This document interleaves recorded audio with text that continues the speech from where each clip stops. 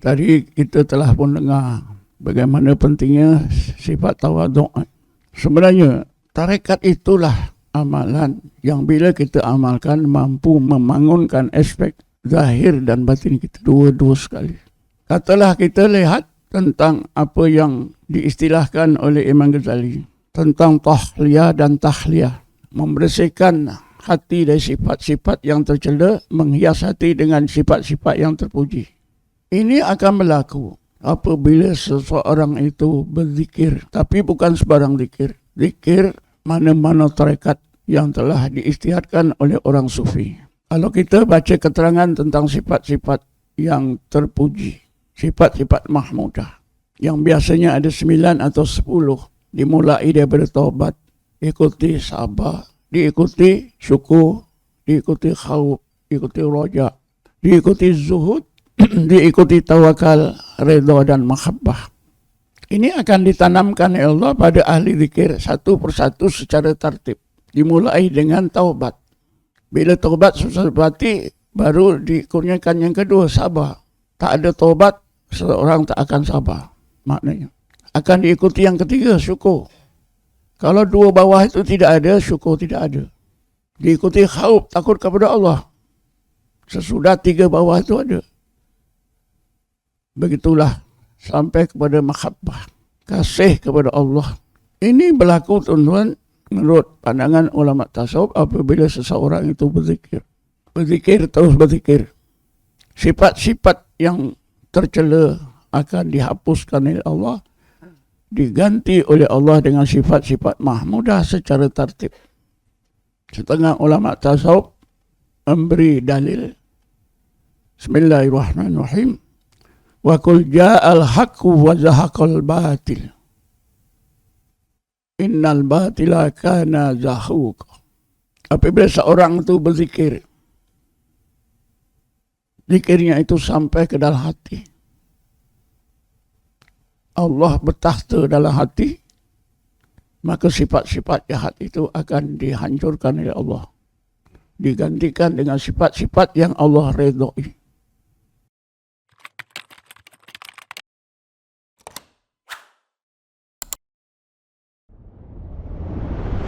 Assalamualaikum warahmatullahi wabarakatuh. A'udzubillahi minasyaitonir rajim. Bismillahirrahmanirrahim. Alhamdulillahil qail. Bala man aslama wajhahu lillah wa huwa muhsinun falahu ajruhu inda rabbih wala khawfun alaihim wala hum yahzanun. Asyhadu an la ilaha illallah wahdahu la syarika lah wa asyhadu anna Muhammadan abduhu wa rasuluh. Allahumma shalli ala sayyidina Muhammadin nuril anwar wa ala alihi al-azhar wa ashabil akhyar wa sallim tasliman katsira. Allahumma nawwir qulubana binuri hidayatika kama nawwartal arda binuri syamsika abadan abada birahmatika ya arhamar rahimin. Dari pengusi semena pada pagi ini yang berbahagia Profesor Madya Dr. Najak, Dr. Khairi, dan seterusnya para doktor, para pensyarah, para ustadz dan ustadzah, hadirin hadirat yang dirahmati Allah sekalian. Saya rasa saya tak perlulah nak baca kertas kerja saya ini, kerana mungkin masing-masing dah ada salinannya. Oleh kerana itu saya lebih suka bercakap secara ringkas apa yang dimaksudkan dalam tajuk ini.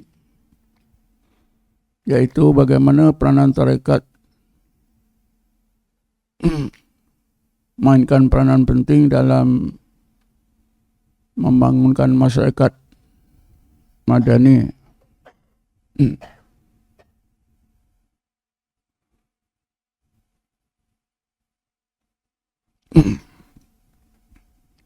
Tadi saya bacakan satu ayat 112 surah Al-Baqarah. Ayat ini sebenarnya satu ayat di mana Allah menjelaskan seseorang umat Nabi Muhammad yang telah berjaya menghayati Islam yang terdiri daripada 3 asasnya: Islam, iman dan ihsan. Bila seseorang itu telah berjaya mengamalkan 3 asas tersebut, zahir dan batin, maka insya-Allah orang tersebut berjaya mencapai apa yang Allah maksudkan dalam ayat 112 surah Baqarah.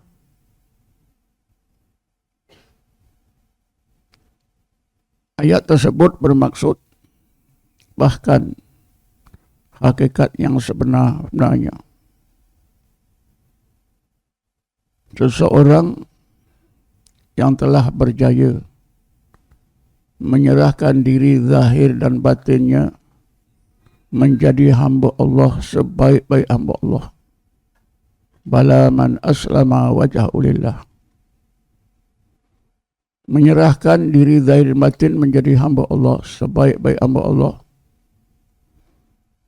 Tidak lain tidak bukan mestilah menerusi tauhid.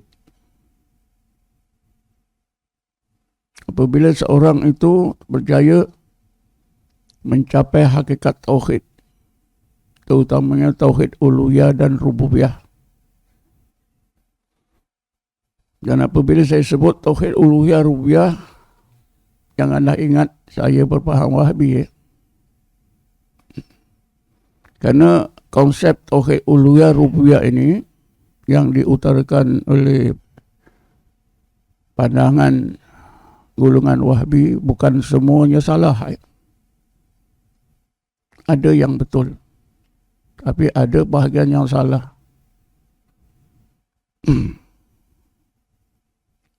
Tauhid uluhiyah, tauhid rububiyah ini memang antara tauhid yang penting.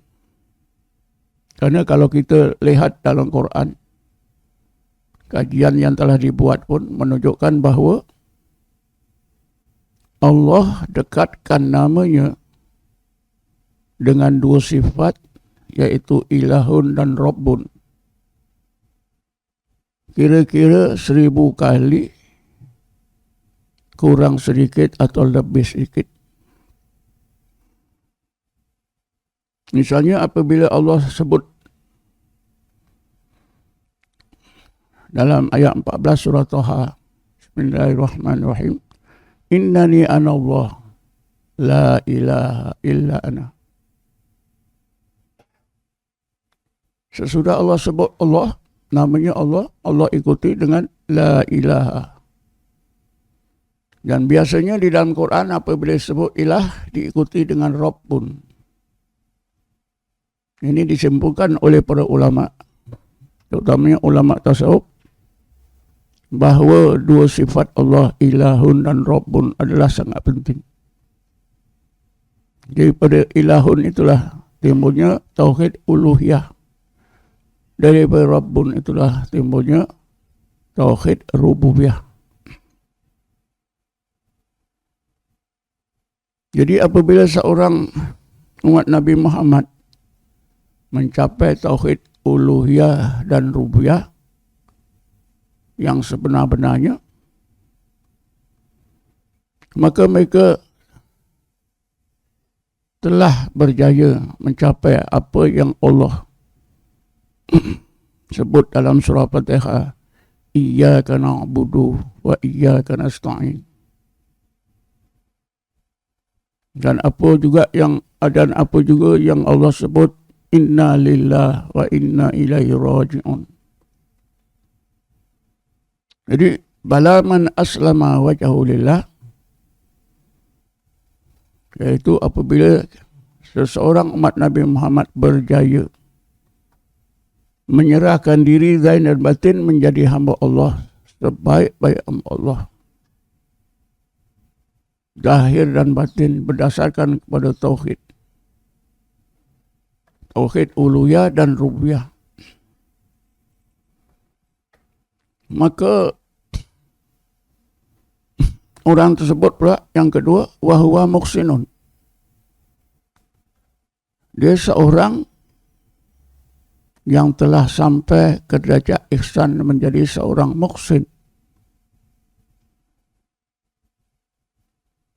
Derajat ihsan ini sangat penting. Kepentingannya boleh kita lihat dari banyak sudut. Pada pagi ini saya ajak memandang pentingnya derajat ihsan ini di kalangan para sahabat, di kalangan istri-istri Nabi. Para sahabat, title istri Nabi bukanlah merupakan tiket percuma terus dapat keridhaan Allah, dapat balasan yang istimewa, bukan. Tapi dalam ayat 100 surah At-Taubah, Allah berfirman, bismillahirrahmanirrahim, as-sabiqunal awwalun minal muhajirin wal ansar walladzina taba'uhum bi ihsan radhiyallahu anhum wa radu anhu wa a'adda lahum jannatin tajri tahtahal anhar khalidina fiha abada dzalikal fawzul azim. Kalau salah betulkan bacaan saya. Ayat ini Allah bagi tahu kita bahawa hanya sahabat muhajirin dan ansar yang memenuhi syarat, yaitu as-sabiqun al-awwalun.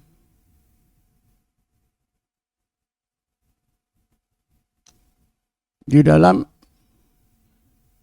terjemahan Quran dalam bahasa kita diterjemahkan dari sudut makna bahasa.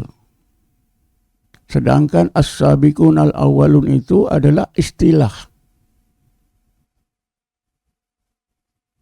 As-sabiqun dari segi istilah yang telah diterangkan oleh ulama tasawuf ialah apa yang disebutkan oleh Rasulullah, yaitu lelaki dan perempuan yang membanyakkan zikir. Az-zakirunallaha katsiran wadz-zakirat. Itu as-sabiqun. Jadi sahabat pun disyaratkan mesti banyak zikir. Yang keduanya al-awwalun. Istilah juga al-awwalun tu. Istilah ini digunakan oleh Allah ketika Nabi Musa alaihissalam dikurniakan oleh Allah mengenal hakikat wujudnya Allah Subhanahu wa taala. Setelah Allah fanakan Nabi Musa alaihissalam, disebut akhir ayat 143 surah Al-A'raf. Bismillahirrahmanirrahim. Falamma tajalla rabbuhu lil jabali ja'alahu dakka wa kharra Musa sa'iqa.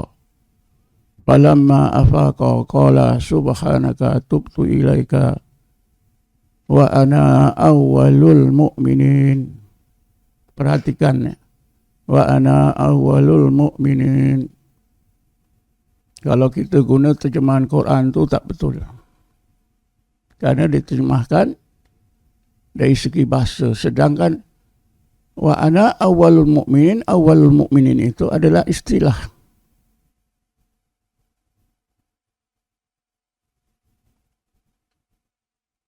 Makna wa ana awwalul mu'minin ini itulah yang dimaksudkan oleh Sayyidina Ali. Awwaluddin haqqan ma'rifatullah. Jadi as-sabiqun al-awwalun, para sahabat itu mesti ahli zikir, tenggelam dalam zikir. Baru dinamakan as-sabiqun al-awwalun. Zikir mereka telah mencapai maksud yang sebenar, iaitu mereka dikurniakan Allah peningkatan ilmu kepada ma'rifatullah. Hingga mereka dikurniakan Allah peningkatan iman kepada yakin. Ada dua syarat ini, barulah sahabat dapat radhiyallahu anhum wa radu anhu. Tapi sesudah disebut as-sabiqunal awwalun minal muhajirin wal ansar, diikuti walladzina taba'uhum bi ihsan. Ini menurut tafsiran ahli tafsir, menurut tafsiran ulama tasawuf, walladzina taba'uhum bi ihsan ini ialah seluruh angkatan umat Nabi Muhammad sesudah zaman sahabat sampailah hari kiamat, yang sampai ke tingkat ihsan. Termasuklah kita. Jadi kita lihat derajat ihsan ini sangat penting. Sahabat pun mesti mencapai derajat ihsan. Kalau tidak,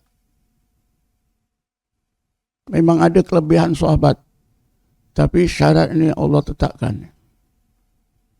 Isteri Nabi pun bukanlah isteri Nabi itu menjadi tiket terus dapat keistimewaan di sisi Allah. Tidak. Allah berfirman, Bismillahirrahmanirrahim. Ya ayyuhan nabiyyu qul li azwajika in kuntunna turidna dunya wa zinataha fata'alina umatti'kunna wa usakhrikhunna sarahan jamila wa in kuntunna turidna allaha wa rasula wad darul akhirah fa inna allaha a'adda lil muhsinati minkunna ajran azima. Ayat yang akhirnya, fa inna allaha a'adda lil muhsinati minkunna ajran azima. Sesungguhnya Allah telah menyediakan pahala yang besar di antara kamu, wahai istri Nabi, yang sampai ke derajat ihsan. Jadi istri Nabi pun mesti sampai derajat ihsan.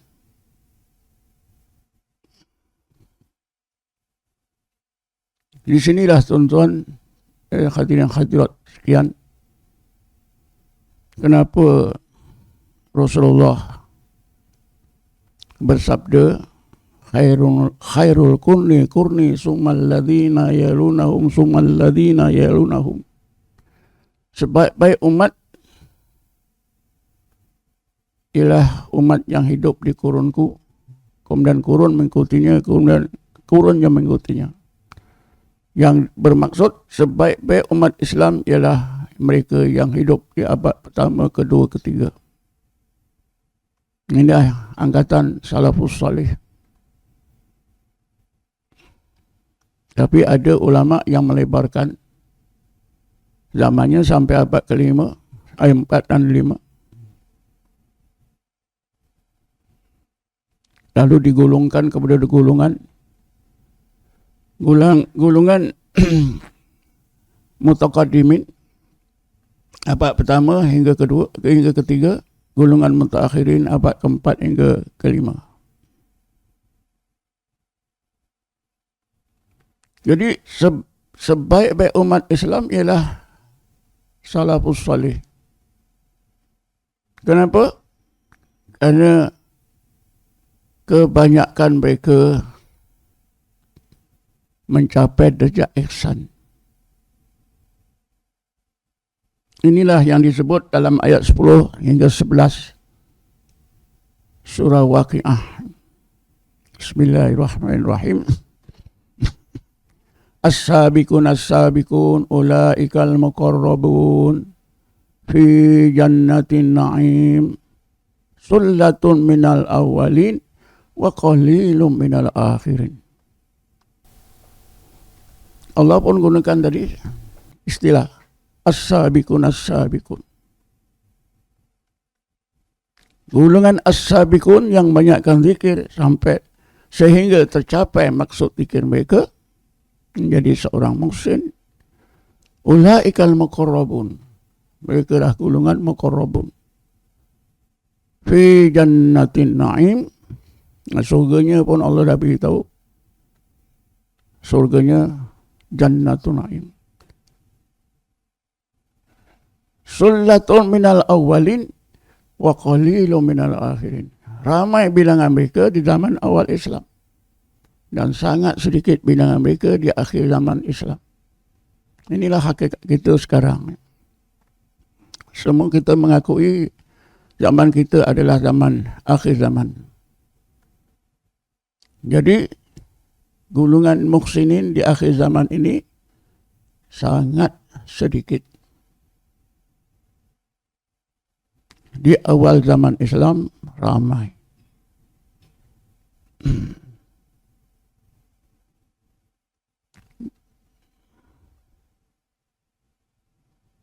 Jadi zaman awal Islam, golongan muqarrabun majoriti umat Islam. Kemudian zaman kita ini golongan muslimin majoriti umat Islam. Ini kalau kita lihat dari sudut Islam, iman, ihsan. Siapa yang sampai ke hakikat Islam dinamakan muslim. Siapa yang sampai ke hakikat iman dinamakan mukmin. Siapa yang sampai ke peringkat ihsan dinamakan muhsin. Di zaman Rasulullah ada segolongan Arab Badawi jumpa Rasulullah. Ketuanya bercakap kepada Rasulullah, "Ya Rasulullah, kami dah beriman. Serta merta turunlah perintah daripada Allah, firman memerintahkan Nabi Muhammad, kul lamma tu'minun. Kul la tu'minu ke apa ya? Tolong betulkan. Ya Muhammad, engkau tegur," kata orang Arab Badawi ini, "kamu sebenarnya belum beriman. Walakin qulu aslamna walamma yadkhulil imanu fi qulubikum." Akan tapi kamu sebutlah kami telah Islam karena iman belum masuk ke dalam hati kamu. Ini kita dapat membedakan antara peringkat Islam dan iman, antara muslim dan mukmin. Seorang mukmin itu imannya sudah masuk dalam hati. Tapi apabila sampai ke derajat ihsan, jadi seorang muhsin, iman di tingkat mukmin tadi, iman bagi seorang mukmin bila ditingkatkan oleh Allah ke tingkat ihsan, imannya ditingkatkan oleh Allah ke tingkat yakin. Jadi seorang muslim bukan hanya beriman tapi sudah mencapai keyakinan. Kita dapat keterangan yang jelas dalam Al-Quran. Nabi Ibrahim alaihissalam memang dia sudah beriman bahawa Allah berkuasa menghidupkan orang yang mati karena ada ilmu tentang kodrat iradah Allah. Tapi Nabi Ibrahim minta supaya ditingkatkan imannya itu ke tingkat yakin, supaya hatinya mutmainnah. Bismillahirrahmanirrahim. Wa idh qala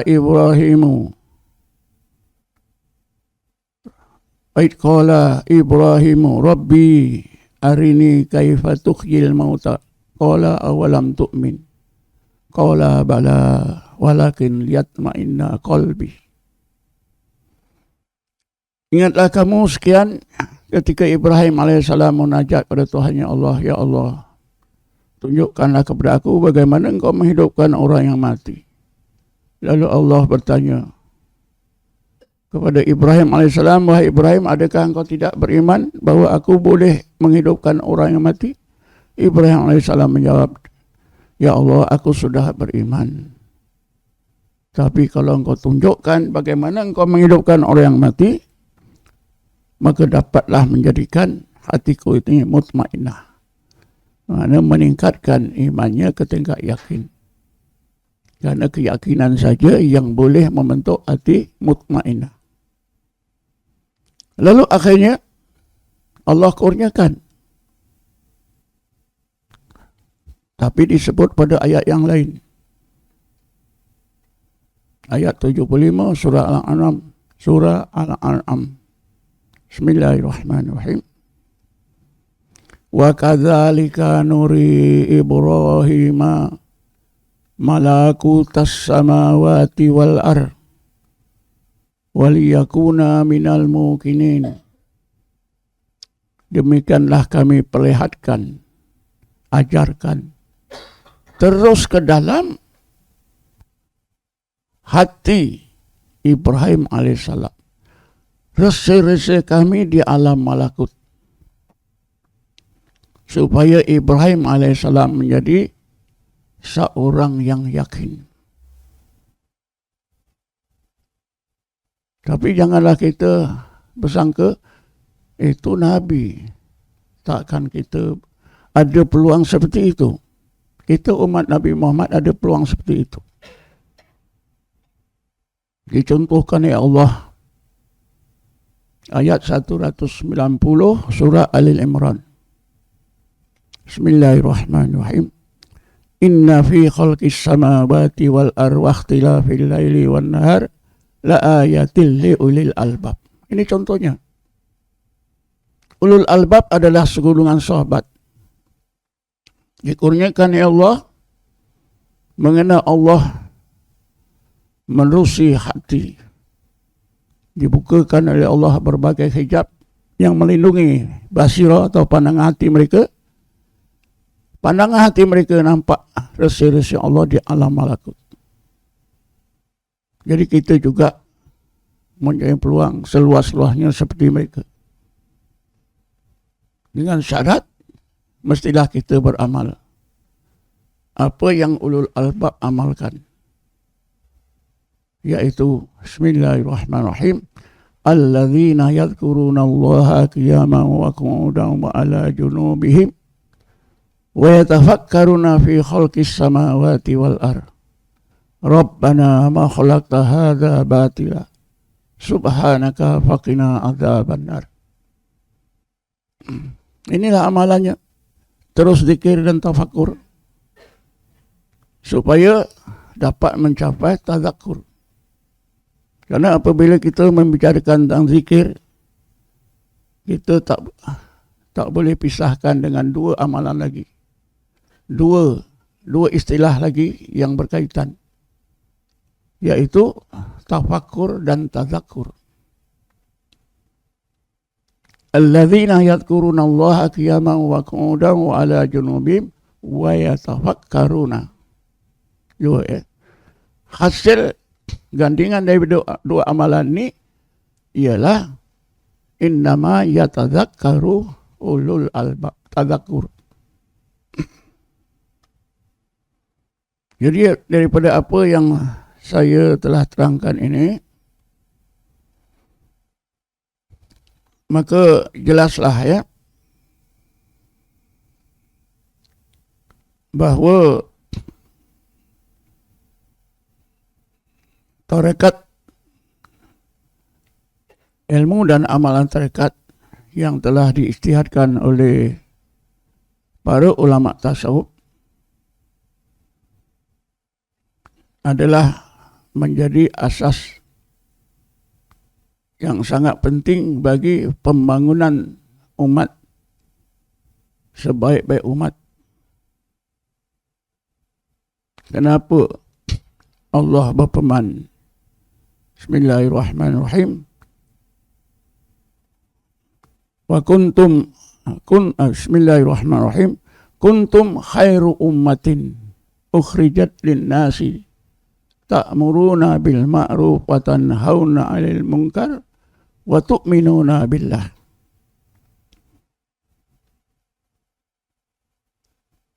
Jawabannya ialah karena umat Nabi Muhammad yang telah mencapai derajat ihsan. Itulah menjadi khair ummatin. Sehingga Allah sebutkan sekali saja dalam Quran. Bismillahirrahmanirrahim. Inna rahmatullahi qaribum minal muhsinin. Ayat ini sangat penting. Inna rahmatullahi qaribum minal muhsinin. Tapi ayat ini tak dipandang pun oleh kita. Kalau dah Allah sebutkan bahawa golongan muhsinin ini akan ditenggelamkan oleh Allah dalam rahmatnya, kenapa kita tak ambil perhatian? Kalau setakat iman saja, tentulah di luar daripada janji Allah ni. Sebab itulah Maulana Zakaria Kandalawi apabila ditanya oleh jamaahnya, Syekh, apa itu tarekat? Maulana Zakaria menjawab, At-tariqatu hiya at-tariqah allati yumkinu biha al-wusul ila darajatil ihsan. Tarekat itu ialah kaedah amalan yang bila diamalkan menyampaikan seseorang ke derajat ihsan.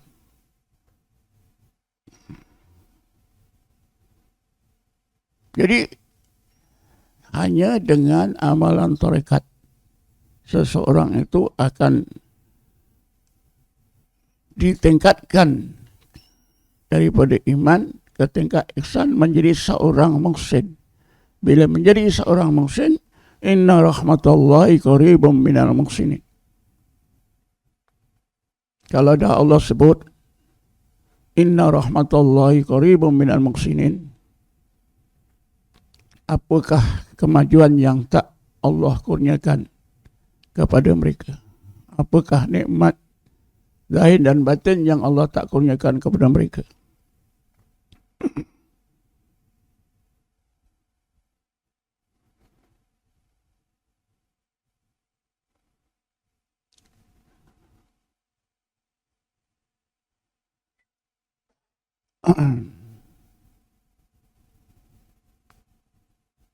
Hadirin hadirat yang dirahmati Allah sekalian, tadi kita telah pun dengar bagaimana pentingnya sifat tawaduk.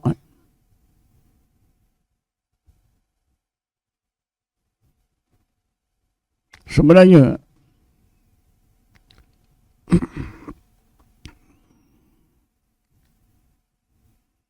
tarekat itulah amalan yang bila kita amalkan mampu memangunkan aspek zahir dan batin kita. Dua-dua sekali.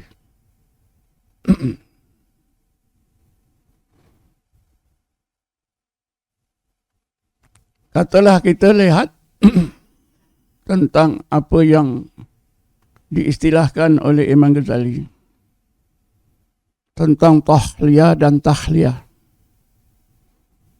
Membersihkan hati dari sifat-sifat yang tercela, menghias hati dengan sifat-sifat yang terpuji. Ini akan berlaku apabila seseorang itu berzikir, tapi bukan sebarang zikir. Zikir mana-mana tarekat yang telah diistiadatkan oleh orang sufi.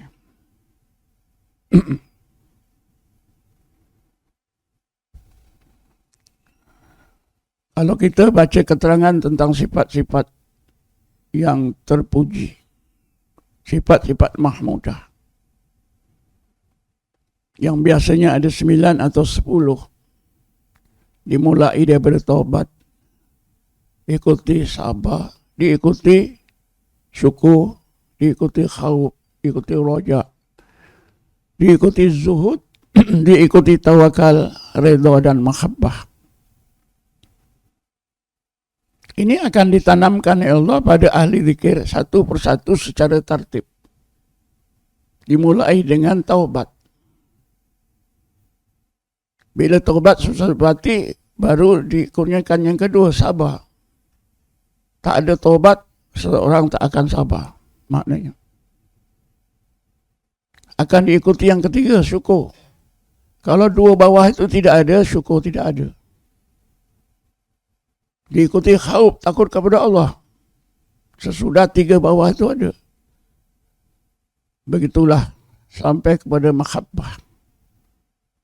Kasih kepada Allah. Ini berlaku, tuan-tuan, menurut pandangan ulama tasawuf apabila seseorang itu berzikir. Berzikir, terus berzikir. Sifat-sifat yang tercela akan dihapuskan oleh Allah, diganti oleh Allah dengan sifat-sifat mahmudah secara tertib. Setengah ulama tasawuf memberi dalil. Bismillahirrahmanirrahim. Wa qul ja'al haqqu wa zahaqal batil. Innal batila kana zahuqa. Apabila seorang itu berzikir, zikirnya itu sampai ke dalam hati, Allah bertakhta dalam hati, maka sifat-sifat jahat itu akan dihancurkan oleh Allah, digantikan dengan sifat-sifat yang Allah redai. Setengah ulama tasawuf dia menggunakan dalil secara isyari, yaitu kata-kata Ratu Balqis. Bismillahirrahmanirrahim. Qalat innal muluka idza dakhalu qaryatan afsaduha wa ja'alu a'izzata ahliya adzillah. Secara isyari, ya, bila seorang berzikir, Allah hidupkan hati orang yang berzikir. Allah beri cahaya dalam hati orang yang berzikir. Dan cahaya-cahaya ini ada dihuraikan secara terperinci oleh Ibnu Athilah dalam kitabnya Hikam. Ada 3 jenis cahaya. Dimulai dengan nur intibah. Dengan nur intibah hati akan hidup. Inilah yang disebut oleh Rasulullah. Masalul ladzi yadhkuru rabbahu wal ladzi la yadhkuru rabbahu kama salil hayyi wal mayit. Bandingan orang yang sentiasa ingatkan Tuhannya Allah dengan seorang yang sentiasa tidak ingatkan Tuhannya Allah seperti orang hidup dengan mati. Apabila dapat nur intibah. Sesudah itu, kata Ibn Athaillah, nur itu Allah akan tingkatkan lagi, lebih cerah, lebih terang, yaitu nur khudur. Nur khudur ni Allah sudah bertahta dalam hati. Hati sudah ingat Allah. Ketika itulah seluruh makhluk tidak akan dapat mempengaruhi hati. Hati sudah menjadi hamba Allah. Ibn Athaillah menyebutkan, Aurada alaikal warida liyatasallama kami yadil aghyar wa yukharriruka mirrikil asar. Allah limpahkan nur hudur atau nur iqbal dalam ruang hati anda. Dengan nur tersebut dapat menyelamatkan hati anda daripada pengaruh makhluk dan memerdekakan hati anda daripada diperhamba oleh makhluk. Hanya menjadi hamba Allah. Inilah siapa yang nak menjadi hamba Allah. Zikirlah sehingga Allah kurniakan nur khudur.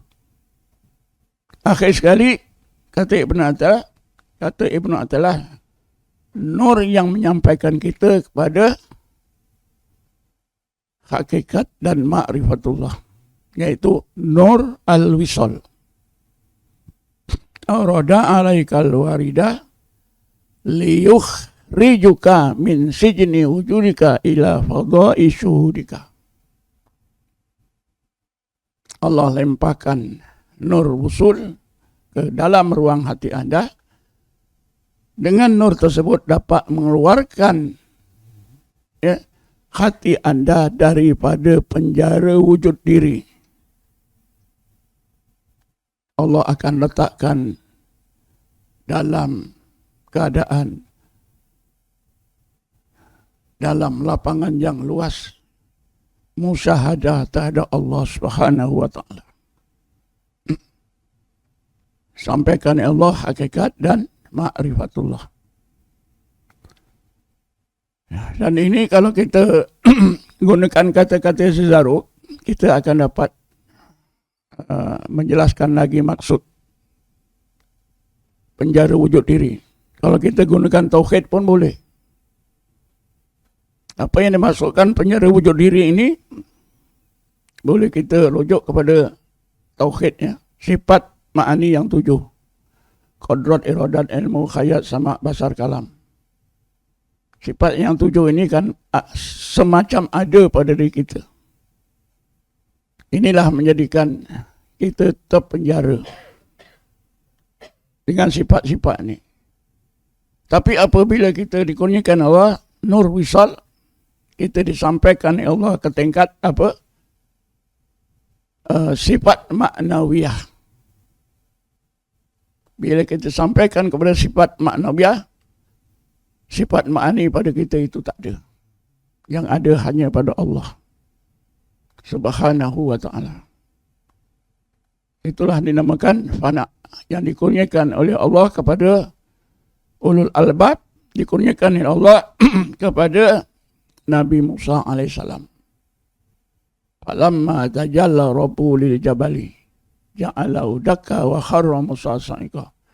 Nabi Musa difanakan oleh Allah. Ketika fana itulah seluruh sifat ma'ani itu hilang. Allah sampaikan Nabi Musa kepada sifat maknawiyah. Sebab itulah Imam Ghazali kata, dengan belajar ilmu tauhid tak akan sampai kepada ma'rifatullah.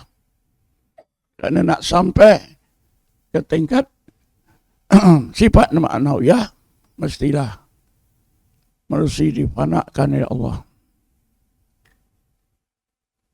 Kalau menurut setengah orang sufi, mengenal Allah itu ada 2 kaedah. Satu secara sama'i. Inilah belajar ilmu mengenal Allah melalui ilmu tauhid secara sama'i, dengan akal, dengan kitab, dengan guru. Tapi yang kedua, mengenal Allah secara zauki. Inilah mengenal Allah melalui zikir. Okay, daripada sini kita dapat apa itu maklumat yang lebih terang. Kalau kita guna kata-kata Syazaruk, mungkin dapat menambahkan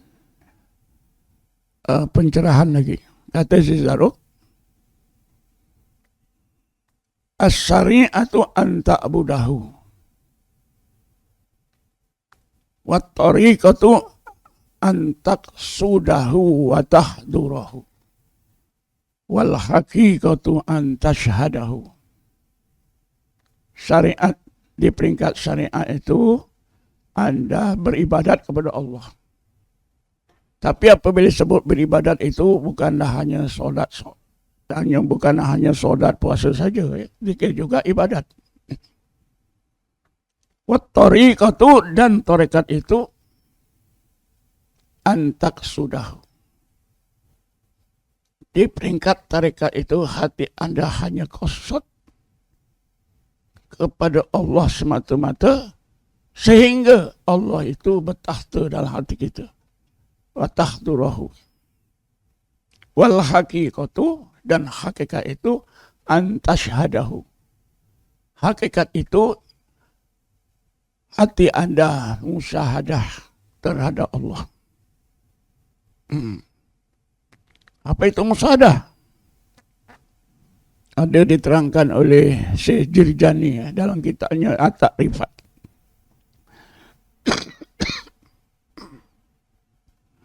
Kata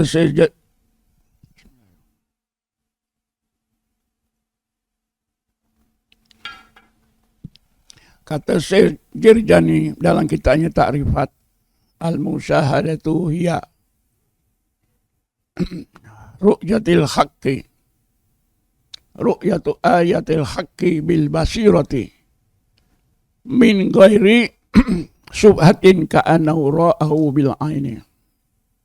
Musyahadah itu ialah melihat tanda-tanda kewujudan Allah, keagungannya dan kesamaan Allah sebagai Rabbul Alamin dengan pandangan mata hati atau basirah, dengan terang tanpa ada keraguan, seolah-olah orang tersebut melihatnya dengan mata kepala. Ini musyahadah, ya. Jadi dengan tarekat juga baru sampai kepada musyahadah.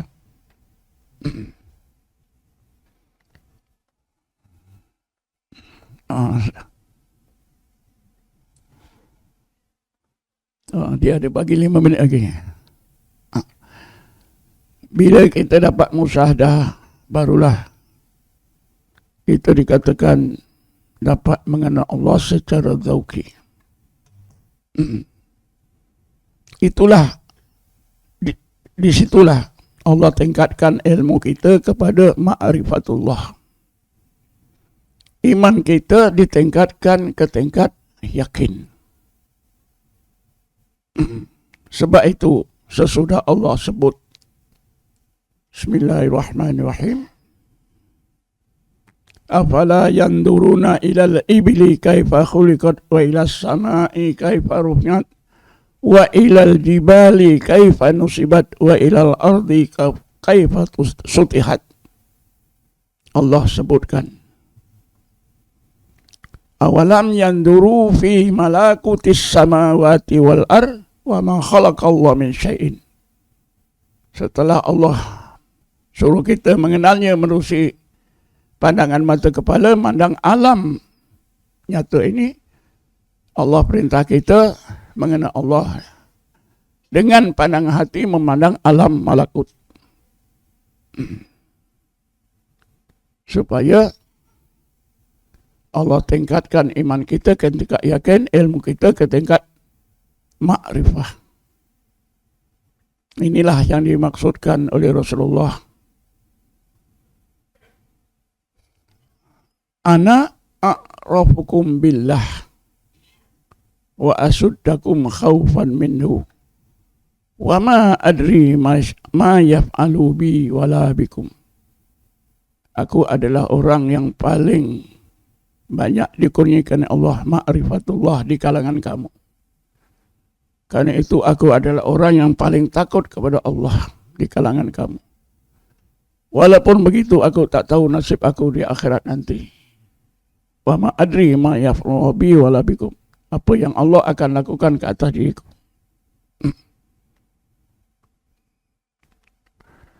Jadi kesimpulannya, kalau itu umat Islam di akhir zaman ini mau membangun semula menjadi umat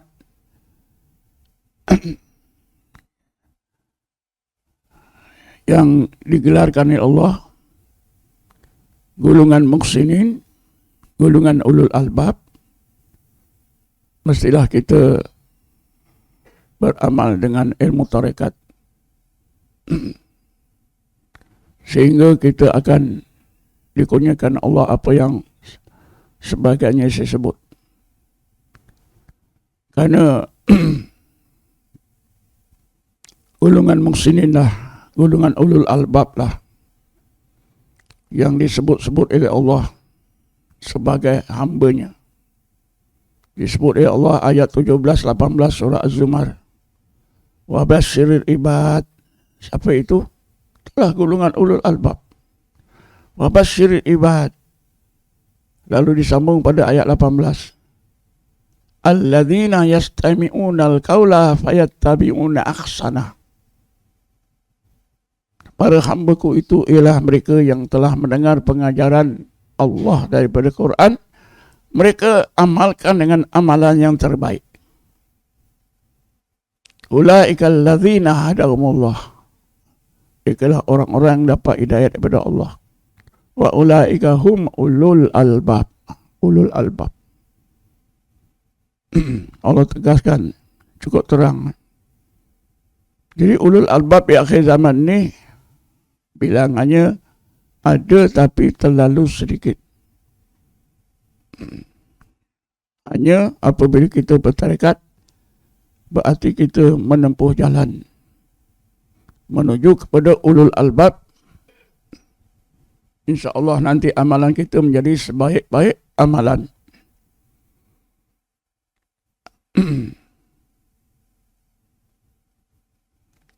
Jadi saya fikir cukuplah masa yang telah diberi tadi, 5 minit. Saya akhir kali mintalah maaf kalau ada tersalah. Ayat-ayat yang telah saya bacakan tadi tolong betulkan. Wallahu a'lam. Assalamualaikum warahmatullahi wabarakatuh.